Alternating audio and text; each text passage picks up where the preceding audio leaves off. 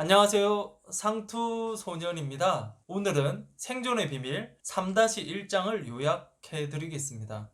3-1장 제목은 전쟁과 질병 대란이 함께 온다입니다. 먼저 증산도 도전 성구를 보겠습니다. 병난이 곧 병난이니라. 도전 7편 35장 5절인데요. 앞으로 병난은 전쟁으로 난리가 난다는 말이고, 두 번째 병난은 병으로서 난리가 난다는 말인데요. 여태까지 생존의 비밀 요약 강의를 잘 들으셨다면 아실 겁니다. 인류를 구원해 주시는 한 분인 상제님께서 인류를 구원해 주시기 위해 오셨다는 사실, 문제가 딱 하나 있었다는 사실, 그것은 뭘까요? 선천상극 질서 속에서 쌓이고 쌓인 인간과 신명의 원가한이라는 것입니다. 그것을 풀고 좋은 세상을 열어주시려고 인류를 구원하는 프로그램 천지공사를 보셨는데요.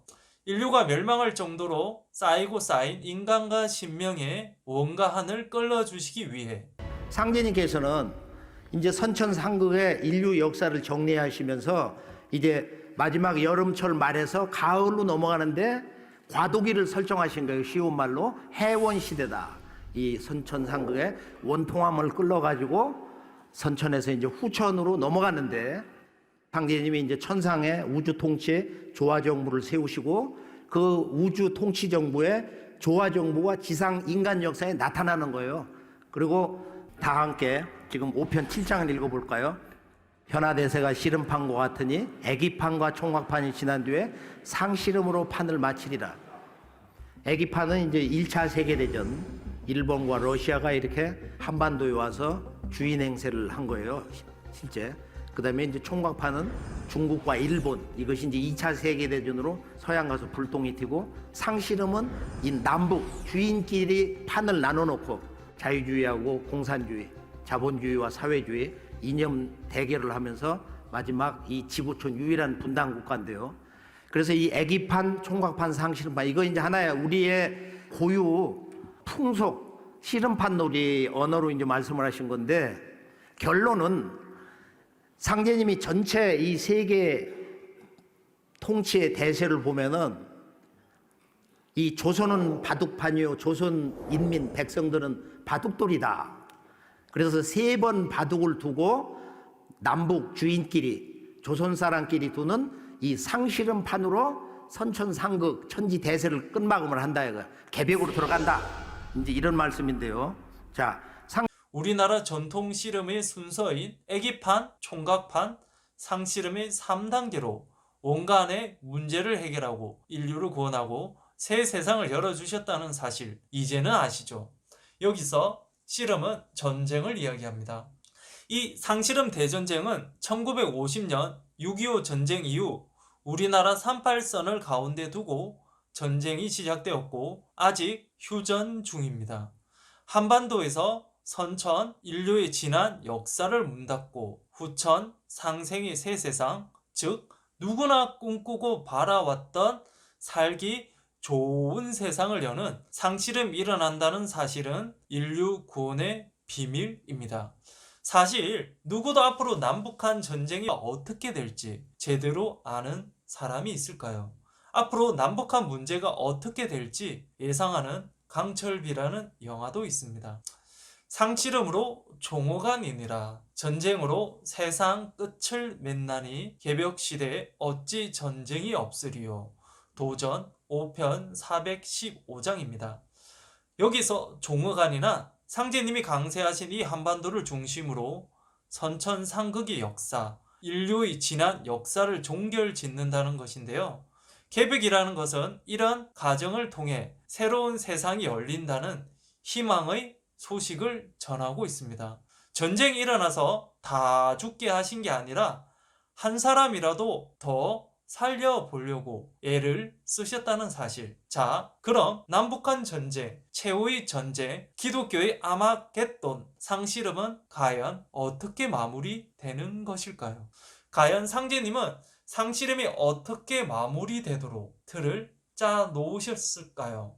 과거 인류 문명사에서 전쟁과 전염병은 쌍둥이처럼 언제나 함께 일어났다는 사실, 책을 보시거나 생존의 비밀 동영상을 보신 분들은 이제 아실 겁니다. 왜냐하면 앞으로 일어나는 전쟁은 핵과 생화학 무기 등 대략 살상 무기가 모두 동원되어 인류를 단기간에 멸망시킬 가능성이 매우 높기 때문인데요. 그런 최악의 상황을 방지하는 희망의 손길로 일어나는 질병 대란입니다. 사실 코로나19 역설이라는 것도 코로나가 터져서 일상생활에 많은 불편함이 생겼지만 우리가 코로나 때문에 공장이 멈추고 차가 다니지 않아 역설적으로 환경이 깨끗해졌다는 것입니다.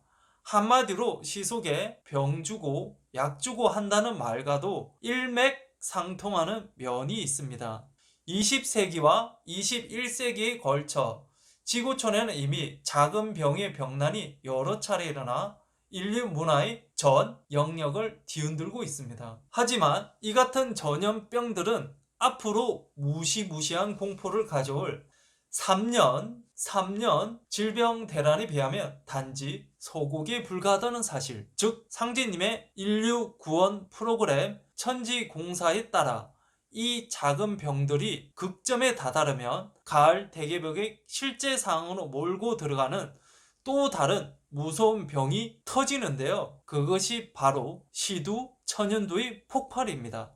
시두는 병난, 개벽을 몰고 오는 길, 안내자, 내비게이션 역할을 하는 것입니다. 시두는 어떤 병일까요? 잠깐 동영상을 보도록 하겠습니다. 시두가 오고 있다. 인류 역사상 가장 오래된 전염병. 질병사에서 가장 많은 생명을 앗아간 전염병. 20세기에만 5억 명 이상이 목숨을 잃은 전염병. 이 모두가 천연두, 바로 시두가 가진 타이틀이다. 1980년 세계보건기구는 지구상에서 시두가 완전히 사라졌음을 선언했다. 과연 시두는 사라진 것일까? 1990년대 소련 붕괴 이후 구소련이 시두를 비롯한 다양한 생물 무기 개발 프로그램을 진행해온 사실이 망명한 과학자 켄 알리백의 증언으로 밝혀졌다. 2018 한국 국방백서에 따르면 북한군은 시두를 비롯한 다양한 종류의 생물 무기를 자체적으로 배양하고 생산하는 능력을 보유한 것으로 추정된다. 현재 북한은 미국과 러시아에 이은 세계 3위의 생화학무기 보유국으로 알려져 있다. 북한은 핵무기보다 생물학적 무기를 사용할 가능성이 훨씬 높다. 북한의 생화학무기는 발달돼 있고 과소평가돼 있으며 매우 치명적이라고 미 국방부는 지적했다. 때문에 주한미군도 최근까지 북한의 생화학 위협, 즉 시두, 탄저균, 패스트 같은 병원균을 사전에 탐지하기 위한 비밀 프로젝트를 진행하고 있다. 꼭 기억해야 할 핵심입니다. 앞으로 시두가 없다가 때가 되면 대발할 참이니 만일 시두가 대발하거든 병겁이 날 줄 알아라. 도전 7편 63장. 즉 시두가 크게 일어나는 것은 가을 개벽에 대병난이 임박했음을 알리는 사이렌으로서 선천 역사의 끝과 후천 새 역사의 시작을 암시합니다. 병겁이 돌 때는 세상의 모든 의술이 무용지물이 되느니라. 도전 7편 37장. 일단 병난이 일어나 들어오기 시작하면 현대 의술과 약이 무용지물이 된다는 말씀입니다. 왜 그런 것일까요? 앞으로 일어난 질병이 단순한 바이러스가 아니라 신의 손길로 일어나는 것이기 때문인데요.